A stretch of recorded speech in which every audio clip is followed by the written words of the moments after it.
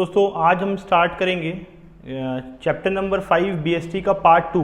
ठीक है, part 1 channel में पहले से डला हुआ है, आप जाके वहाँ से देख सकते हैं, लिंक आपको नीचे मिल जाएगा, तो वहाँ से आपको पार्ट 1 मिल जाएगा। आज अपन स्टार्ट करेंगे उसका पार्ट 2। क्या है, चैप्टर थोड़ा सा लेंदी है तो एक पार्ट में वो कंप्लीट हो नहीं रहा था। ठीक है, उसके दो अलग अलग पार्ट किए थे, तो ये सेकंड पार्ट में चैप्टर पूरा क्या हो जाएगा, तुम्हारा कंप्लीट हो जाएगा। ठीक है, तो चैप्टर नंबर 5 ऑर्गेनाइजिंग का पार्ट 2 क्लियर।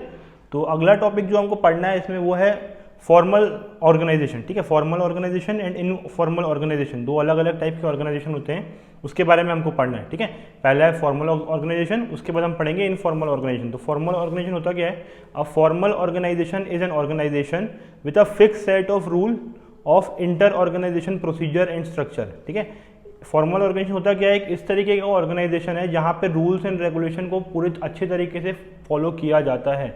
ठीक है, एक तरीका होता है, एक मेथड होता है, एक प्रोसीजर होता है जिसके थ्रू ही क्या कर सकते हो, तुम वहाँ पे काम कर सकते हो।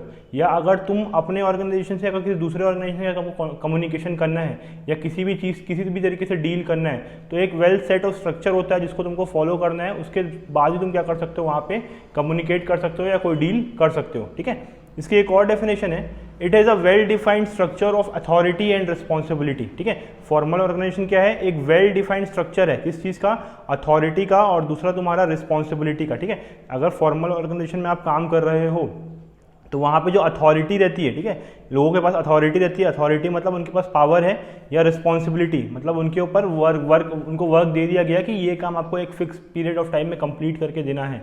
ये दोनों चीज़ें क्या होती है, फॉर्मल ऑर्गेनाइजेशन में एकदम फिक्स्ड रहती है। ठीक है, एक स्केलर चेन फॉलो करते हैं, उस प्रोसीजर उसके थ्रू क्या होता है, कंप्लीट होता है। ठीक है, जैसे अगर मैं किसी प्लांट का एग्जांपल लूँ, फॉर्मल ऑर्गेनाइजेशन में किसी प्लांट का एग्जांपल लूँ, तो सबसे पहले क्या होंगे, बोर्ड ऑफ डायरेक्टर्स होंगे, वो क्या करेंगे, नीचे मैनेजर्स क्या करेंगे, काम बताएंगे, मैनेजर्स नीचे वर्कर को बताएंगे और वर्कर्स काम करके काम कंप्लीट करेंगे। ठीक है, तो ये कि स्केलर चेन होती है, उस तरीके से ही काम होता है। ठीक है, directly board of directors worker के साथ डील नहीं करेंगे, या मैनेजर्स क्या कहते हैं, या वर्कर्स बोर्ड ऑफ डायरेक्टर के साथ डील नहीं करेंगे। ये अपने जो आपका हेड होता है, आपका रिप्रेजेंटेटिव होता है, उन्हीं के साथ क्या कर सकते हैं, ये डील कर सकते हैं। ठीक है, तो इस तरीके के ऑर्गेनाइजेशन को आप क्या बोलते हो, फॉर्मल ऑर्गेनाइजेशन बोलते हो। क्लियर हो गया। एडवांटेज क्या है, पहला एडवांटेज है सिस्टमैटिक वर्किंग। ठीक है, वर्किंग क्या होता है, सिस्टमैटिक होता है, एक सिस्टम है उसके थ्रू क्या करना है, वहाँ पे काम करना है। ठीक है, दूसरा है अचीवमेंट ऑफ ऑर्गेनाइजेशनल ऑब्जेक्टिव। इसके थ्रू आप क्या कर सकते हो, आपके ऑर्गेनाइजेशन का ऑब्जेक्टिव जो है उसको ईजिली अचीव कर सकते हो। ठीक है, नो ओवरलैपिंग ऑफ वर्क कभी भी ओवरलैप नहीं होता, सबको अपना वर्क फिक्स्ड है कि भैया मेरा क्या काम है, तुमको उस ऑर्गेनाइजेशन में तुमको पता होगा हमेशा, तो कभी भी ओवरलैप नहीं होता, तुमको कभी भी अपने वर्क को ओवरलैप करने की जरूरत नहीं है। फोर्थ है कोऑर्डिनेशन। ठीक है, प्रॉपर कोऑर्डिनेशन रहता है, आप सबको वर्क पता है तो अपने आप ही कोऑर्डिनेशन हो जाएगा, और प्रॉपर कोऑर्डिनेशन के थ्रू क्या होगा, आपका काम कंप्लीट होगा। और creation of chain of command. ठीक है, एक चेन ऑफ कमांड क्या होती है, क्रिएट होती है। जैसे आपका स्कूल ही ले लो, तो स्कूल सबसे ऊपर प्रिंसिपल होगा, प्रिंसिपल के नीचे वाइस प्रिंसिपल होगा, वाइस प्रिंसिपल के नीचे टीचर होगा, टीचर के नीचे और जो लोअर स्टाफ है वो। तो अब जो प्रिंसिपल है वो डायरेक्टली लोअर स्टाफ से बात नहीं करेगा, या vice principal directly lower staff से बात नहीं करेगा। ठीक है, प्रिंसिपल वाइस प्रिंसिपल को कमांड करेगा, वाइस प्रिंसिपल टीचर को कमांड करेगा, और टीचर नीचे वाले लेवल के लोगों को क्या करेगा, कमांड करेगा। तो एक स्केलर चेन क्या होती है, इसमें होती है। ठीक है, तो ये तुम्हारे हो गए advantages of formal organisation. Disadvantage है डिले इन एक्शन। ठीक है, इसमें क्या होगा, काम करने में बहुत टाइम लगता है, क्योंकि वो जो एक नोटिस है वो नीचे तक पहुंचने में क्या होता है, बहुत टाइम लगता है। तो इसमें क्या होगा, जो एक्शन होता है, जो काम होता है, वो डिले होता है। क्लियर। दूसरा है ignore social need of employ. ठीक है, इसमें जो एम्प्लॉय जो ऑर्गेनाइजेशन में काम कर रहे हैं उनकी सोशल नीड को इग्नोर कर दिया जाता है। ठीक है, उनकी सोशल नीड को क्या किया जाता है, इग्नोर कर दिया जाता है। थर्ड है एम्फसाइजेस ऑन वर्क ओनली। ठीक है, यहाँ पे सिर्फ काम पे ही ध्यान दिया जाएगा और बाकी चीज़ों पे कोई ध्यान नहीं दिया जाएगा। इसका एक डिसएडवांटेज है कि यहाँ पे सिर्फ लोगों से काम से मतलब होगा और दूसरे किसी चीज़ से क्या होगा, मतलब नहीं होगा। क्लियर। तो ये हो गया तुम्हारा फॉर्मल ऑर्गेनाइजेशन, जहाँ पे एक सिस्टम एक रूल्स एंड रेगुलेशन फॉलो होता है, उसके थ्रू ही क्या होता है, तुम्हारा काम होता है। अगला टॉपिक है इनफॉर्मल ऑर्गेनाइजेशन। ठीक है, अब इनफॉर्मल में क्या होगा, यहाँ पे आप कोई भी इंसान डायरेक्टली उस अगर ऑर्गेनाइजेशन का पार्ट है तो अपने हेड से या किसी के भी जाके क्या कर सकता है, कोई भी चीज़ डिस्कस कर सकता है। कोई एक रूल्स एंड रेगुलेशन नहीं है, या कोई रूल्स नहीं है जिसको तुमको फॉलो करना क्या है, कंपलसरी है। क्लियर। तो उस तरीके के ऑर्गेनाइजेशन को अपन क्या बोलते हैं, इनफॉर्मल ऑर्गेनाइजेशन। अब इसकी डेफिनेशन क्या है, in this there is a interlocking of social structure that governs how people work together in a practice. ठीक है, इसमें क्या होगा, जो इंटरलॉकिंग था मतलब कोई भी इंसान डायरेक्टली कोई भी चीज़ अपने अकॉर्डिंग नहीं कर सकता था, वो उसको क्या कर दिया गया, इसमें रिमूव कर दिया गया है। अब आप अपने काम को ईजिली कर सकते हो और लाइक बिना रिस्ट्रिक्शन, ज़्यादा रूल्स एंड रेगुलेशन या रिस्ट्रिक्शन के बिना क्या कर सकते हो, उस चीज़ को कंप्लीट कर सकते हो। क्लियर? तो ये तुम्हारा क्या हो गया, इनफॉर्मल ऑर्गेनाइजेशन। इसका एडवांटेज है फास्ट कम्युनिकेशन, जो कम्युनिकेशन रहेगा वो फास्ट रहेगा। अगर मैं बॉस हूँ और मेरे को मैनेजर से बात नहीं करनी, डायरेक्ट वर्कर से बात करनी है, तो डायरेक्टली मैं क्या करूँगा, उससे कम्युनिकेट कर लूँगा। ठीक है, तो मेरा जो कम्युनिकेशन क्या होता है उसमें फास्ट होता है। Fulfil social needs.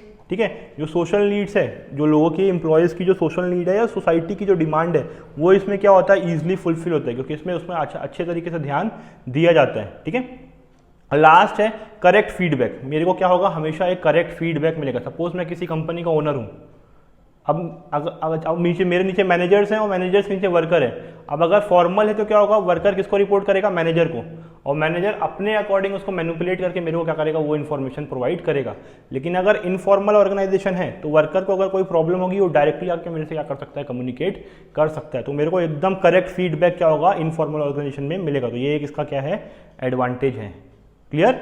अगला है डिसएडवांटेज। डिसएडवांटेज क्या है, स्प्रेड रूमर्स। ठीक है, इसमें क्या होता है, रूमर स्प्रेड होता है कि हर इंसान को बोलने की परमिशन है, कोई सिस्टम नहीं है, हर इंसान अपने हिसाब से इसको जो सही लग रहा है या जो गलत लग रहा है वो क्या कर सकता है, डायरेक्टली कम्युनिकेट कर सकता है। तो इसमें चांसेस क्या होते हैं, रूमर स्प्रेड होने के चांसेस होते हैं, जो ऑर्गेनाइजेशन के लिए अच्छा नहीं है। ठीक है, नो सिस्टमेटिक वर्किंग। इसमें वर्किंग जो प्रोसीजर है वो भी सिस्टमेटिक नहीं है, इसका वर्किंग प्रोसीजर भी क्या है, सिस्टमेटिक नहीं है।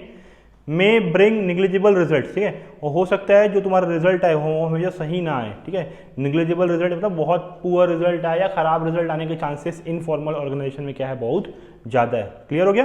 तो ये था तुम्हारा डिसएडवांटेज। तो अभी हमने क्या किया, इनफॉर्मल ऑर्गेनाइजेशन पढ़ा, उसके एडवांटेज, उसके डिसएडवांटेज, फिर अगला इनफॉर्मल ऑर्गेनाइजेशन पढ़ा, उसके एडवांटेज और उसके disadvantage.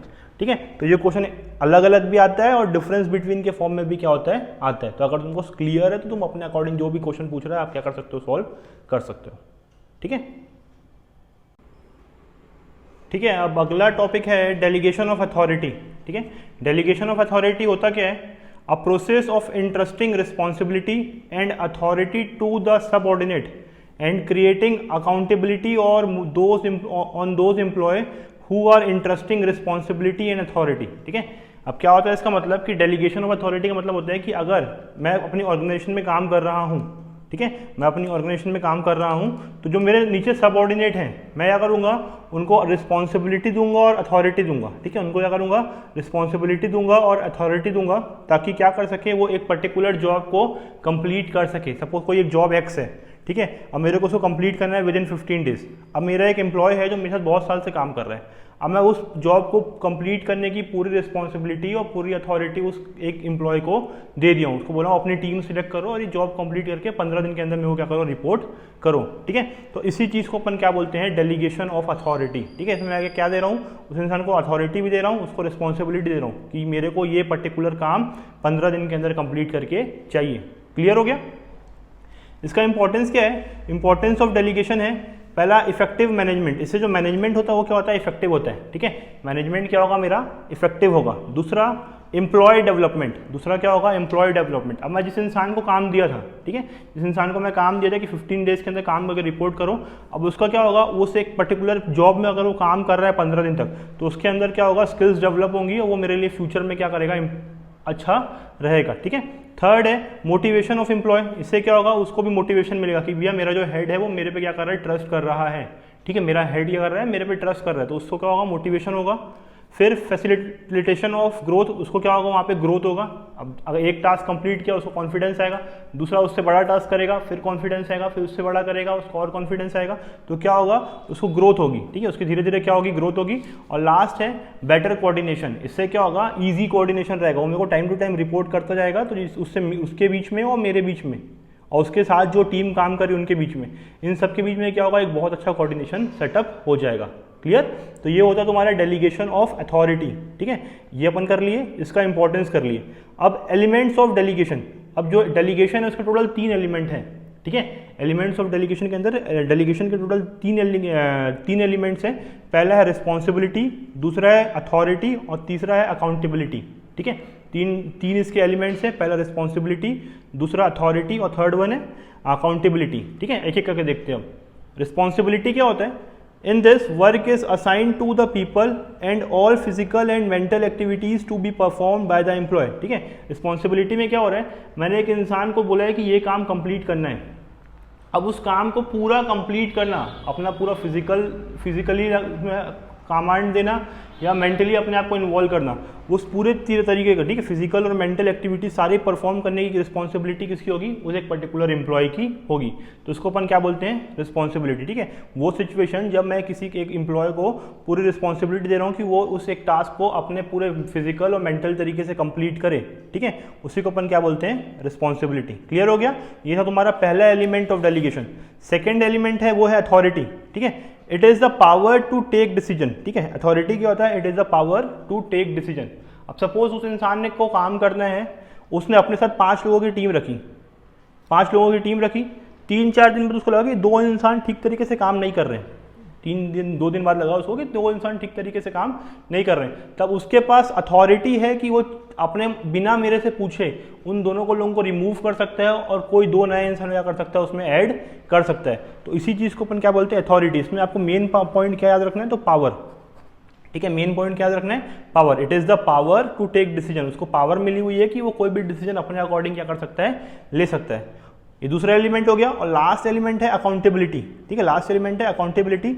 It means subordinate will answerable for the not completion of the task. ठीक है, इसका मतलब क्या है कि अगर मैंने उसको टास्क दिया 15 दिन में और अगर वो कंप्लीट नहीं कर पा रहा है तो वो उस चीज़ के लिए अकाउंटेबल है। वो मेरे को रिपोर्ट करेगा कि क्या रीज़न है जिसके कारण वो काम कंप्लीट नहीं कर पा रहा है। ठीक है, वो प्रॉपर रीज़न के साथ मेरे पास 15 दिन के बाद आएगा कि सर ये रीज़न है, इसके कारण ये काम कंप्लीट नहीं हो रहा है, मेरे को 1 वीक का टाइम और चाहिए। ठीक है, तो अकाउंटेबल कौन होगा उस पर्टिकुलर वर्क के लिए? तो वो पर्टिकुलर एम्प्लॉय जो क्या कर रहा है, उस जिसको मैंने क्या दिया हुआ है वो वर्क, जिसकी रिस्पॉन्सिबिलिटी मैंने उस इंसान को दी हुई है। ठीक है, तो ये बेसिकली हो गए हमारे 3 एलिमेंट्स, रिस्पॉन्सिबिलिटी, अथॉरिटी और अकाउंटेबिलिटी। ठीक है, ठीक है, अब अपने को करना है चैप्टर का लास्ट टॉपिक, वो है डिसेंट्रलाइजेशन। ठीक है, क्या है अपना लास्ट टॉपिक? डिसेंट्रलाइजेशन। अब ये होता क्या है? Decentralisation explains the manner in which decision making responsibilities are divided to the lower level. ठीक है, इसमें क्या होगा, जो तुम्हारा वर्क है, अब सपोज मैं किसी कंपनी का हेड हूँ, अब मैं अपने काम को और अपनी रिस्पॉन्सिबिलिटी को जब लोअर लेवल तक डिस्ट्रीब्यूट करूंगा, अपने काम को, अपनी रिस्पॉन्सिबिलिटी को जब लोअर लेवल तक डिस्ट्रीब्यूट करूंगा, ठीक है, तो उस चीज़ को अपन क्या बोलते हैं? डिसेंट्रलाइजेशन। फॉर एग्जाम्पल देख लो, कंट्री का हेड कौन हो गया? तो कंट्री का हेड हो गया प्राइम मिनिस्टर। ठीक है, अब प्राइम मिनिस्टर सारा काम तो नहीं कर सकता, सारे काम से वो नहीं करता, तो क्या करता है? वो अपनी रिस्पॉन्सिबिलिटी को लोअर लेवल तक क्या करता है? डिवाइड कर देता है। अब प्राइम मिनिस्टर ने अपने वर्क को किसको दिया? रिस्पॉन्सिबिलिटी किसको दी? तो मिनिस्टर्स को। ठीक है, ये सेंटर लेवल पे हो गया। अब जो क्या करेगा, वो मिनिस्टर्स क्या कर रहे हैं? डायरेक्टली चीफ मिनिस्टर के साथ कॉन्टैक्ट में, चीफ मिनिस्टर अपने मिनिस्टर के साथ कॉन्टैक्ट में। ठीक है, इस तरीके से क्या कर रहा है? प्राइम मिनिस्टर अपनी रिस्पॉन्सिबिलिटी को लोअर लेवल तक क्या कर रहा है? पहुंचा रहा है। और इसी प्रोसेस को अपन क्या बोलते हैं? डिसेंट्रलाइजेशन बोलते हैं। ठीक है, इसी प्रोसेस को अपन क्या बोलते हैं? डिसेंट्रलाइजेशन बोलते हैं। इसका इंपॉर्टेंस क्या है? तो पहला इंपॉर्टेंस है डेवलप्स इनिशिएटिव अमंग सबऑर्डिनेट। ठीक है, इसमें क्या होगा, जो सबऑर्डिनेट है उनको एक इनिशिएट करने की फैसिलिटी मिल जाएगी। अगर कोई एक सबऑर्डिनेट, एक मिनिस्टर है, सपोज एक कोई इंसान है, एम्प्लॉय है, जो ऑर्गेनाइजेशन में लोअर लेवल पे है, अब उसको अगर कोई चीज़, उसको अगर मैं रिस्पॉन्सिबिलिटी दी हूँ कि ये वर्क कंप्लीट करना है, तो वो आप क्या कर सकते हैं? अपने अकॉर्डिंग उस चीज़ को इनिशिएट कर सकता है। ठीक है, तो डेवलप इनिशिएटिव अमंग सबऑर्डिनेट पहला हो गया। सेकंड है क्विक डिसीजन मेकिंग। ठीक है, सेकंड है क्विक डिसीजन मेकिंग, मतलब अब जो वो डिसीजन लेगा वो बहुत तेजी से लेगा, उसको मेरे पास बार बार आके पूछने की मेरी ज़रूरत नहीं है। अगर उसको अथॉरिटी और रिस्पॉन्सिबिलिटी मिल गई है तो अब वो डायरेक्टली क्या कर सकता है? उस टॉपिक में डिसीजन ले सकता है, उसको मेरे पास आके वो चीज़ पूछने की ज़रूरत नहीं है। ठीक है, थर्ड है relief to the top management. ठीक है, इससे क्या हो रहा है? जो टॉप मैनेजमेंट है, जो ऊपर का हेड वाला टॉप मैनेजमेंट है, उसको क्या मिल रहा है? एक रिलीफ मिल रहा है। ठीक है, relief to the top management. Fourth है फैसिलिटेट ग्रोथ। ठीक है, फोर्थ इंपॉर्टेंस है इसका डिसेंट्रलाइजेशन का, कि ग्रोथ क्या करेगा? ये करेगा। ठीक है, फैसिलिटेट करेगा कि क्या होगा? मेरी कंपनी में ग्रोथ हो। और लास्ट इंपॉर्टेंस है इसका बेटर कंट्रोल। ठीक है, लास्ट इंपॉर्टेंट है इसका बेटर कंट्रोल। तो ये तुम्हारा हो गया पूरा कंप्लीट इंपॉर्टेंस किस चीज़ का? डिसेंट्रलाइजेशन का क्या हो गया? इंपॉर्टेंस कंप्लीट हो गया है। क्लियर? तो ये लास्ट टॉपिक था, इसके बाद तुम्हारा चैप्टर भी कंप्लीट हो गया है। सारे टॉपिक्स कवर किए गए हैं दोनों पार्ट में, पार्ट 1 और ये पार्ट 2 दोनों पार्ट में अगर आप देखोगे तो सारे टॉपिक आपके कवर हो गए हैं। आप दोनों पार्ट अगर एक बार देख लोगे तो आपका चैप्टर कंप्लीट हो जाएगा और आपके एग्जाम में जितने भी क्वेश्चन आएंगे वो सब आपसे क्या हो जाएंगे, बन जाएंगे।